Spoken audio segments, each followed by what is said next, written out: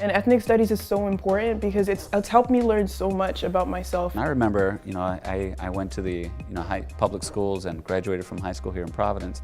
One of the challenges we have is that, there just isn't enough in the books and in the curriculum that relates specific to our experience.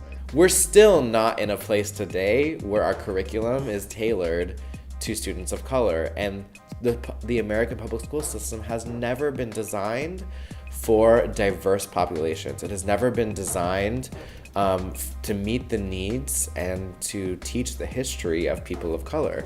We feel mistreated in the classroom, how we feel like we're not being represented, like we don't see ourselves in history curriculums, for example. We don't see mentions of people who look like us, people who are angry like us, for example. It makes me think, wow, why can't my story be heard? It's impersonal, actually.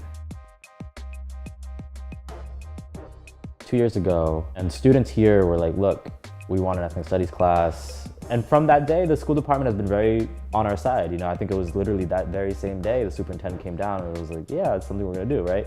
I think ethnic studies is just so important because you get every walk of life through it. So you're not always hearing the dominant narrative. You're hearing from the Asian American students, the Black American students, the Latinx students. You're able to hear all these different perspectives, but then also being identified with each other instead of just hearing about white students or about white culture or Eurocentric culture. I wish more people of color had the knowledge of their history and where we definitely come from. So the only way for us to really understand and learn about each other is to have a class that really brings to light those stories and the truth of all those people. Because it's something needed, it's not just like a want. And, when we talk about absenteeism in our schools, there's a lot that we need to do, but part of it is making the curriculum more relevant to kids so that they feel passionate about what they're doing. There were some times where I was really passionate about the curriculum that we were going over. And so I couldn't wait to go to class the next day and just learn a little bit more and get challenged a little bit more. I think ethnic studies is so important and relevant. It makes me want to learn more. So you can only do that if kids feel as though this is relevant to their lives and it's relevant to their future. 90% of the students that go to Providence high schools are not white, and they learn about white history in school. And it's boring, and it's not history that, you can relate to. So you have majority students of color looking at their textbooks, 1,500 pages of white people, about 90 are of color, right? Having students seeing themselves in their education by acknowledging that their history is valid, by allowing them to sort of explore and grapple with the difficult history that is present.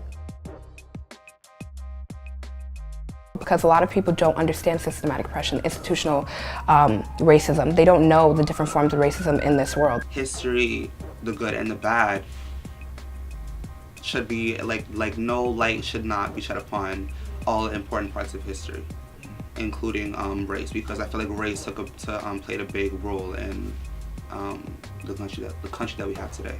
As in that ethnic studies isn't just about a study of different cultures, but really a study of a history a study of American history that people would rather ignore. And because we're not ignoring it, because we're acknowledging what happened and we're getting people to acknowledge what happened here in America. And I think it's really important for kids of colors, especially to know how these systems work so that they can, know how to work around them and also just avoid the situations that could pretty much, ruin them as people, forever, which is, very unfortunate. It should start from a young age because it's real life. And I think, in my opinion, a lot of that kind of starts, from middle school, high school, that kind of age, where instead of waiting for these kids to grow up to be adults and finding out the harsh reality of what life is, no matter who you are, basically educating them now and starting having the conversation now about what the world is like and what the world was like before. When I leave my house, this is going to be me till the day I die. So it's not like I can be another person. The ethnic studies class comes in from that perspective, challenging dominant narratives, and then we move into community history and figuring out, okay, so what is the community history around you?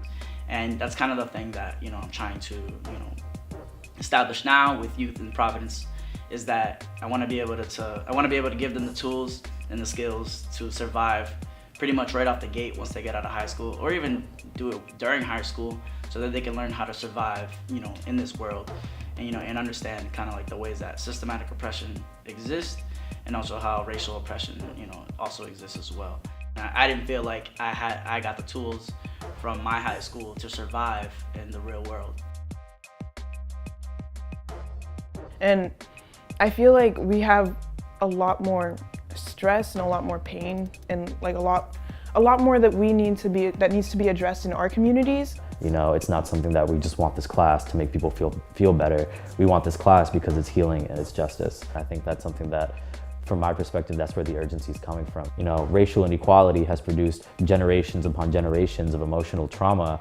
And that's what I'm hoping, ethnic studies can get people to realize, whoa, that happened to my ancestor, and that happened to my recent ancestor, and that happened to my grandparents, and that happened to my parents, and now it's happening to me. And that frustration, I think, is sort of this inheritance. It makes me feel comfortable. It makes my voice is being heard around the city, around my classroom. It makes that classroom a safe space.